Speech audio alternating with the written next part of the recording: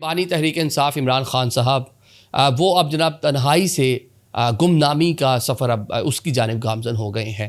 اب جناب کیونکہ جس طرح میں نے پہلے کہا کہ پہلے تو ان کی رہائی کے حوالے سے پورا معاملہ تھا، اب ان سے ملاقات کے حوالے سے ان کا پورا معاملہ ہے.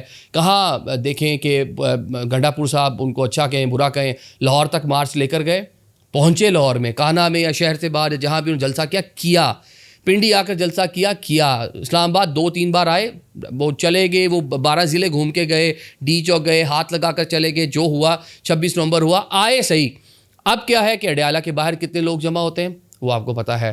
سی ایم صوبے کا چیف ایگزیکٹو وہ کوشش کرتا ہے، ملاقات نہیں ہو پاتی. ایک صوبے کا چیف ایگزیکٹو جناب میں بات کر رہا ہوں سہیل افریدی صاحب، بڑے اچھے انرجیٹک آدمی ہیں، میری ملاقات ہے ان سے کئی بار. بانی پی ٹی آئی کے حوالے سے جو پریڈکشنز ہیں ان کی وہ یہ ہیں کہ اب وہ گمنامی کی طرف جائیں گے، اور جو حالات ہیں میں نے کہا بالکل میں یہ غلط ہے.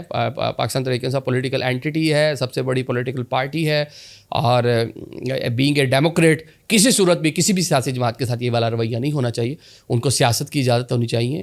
خان صاحب کے خلاف جو کیسز ہیں ان کو فری اینڈ فیئر سارا معاملہ ہونا چاہیے، اور جو ان کے مطالبات ہیں، جو جس کے مطابق وہ چاہتے ہیں کہ فری اینڈ فیئر 9 میں ہی اس کو بنا دیں ٹرمینل، ساری چیزیں ہونی چاہیے، کوئی ایشو نہیں ہے.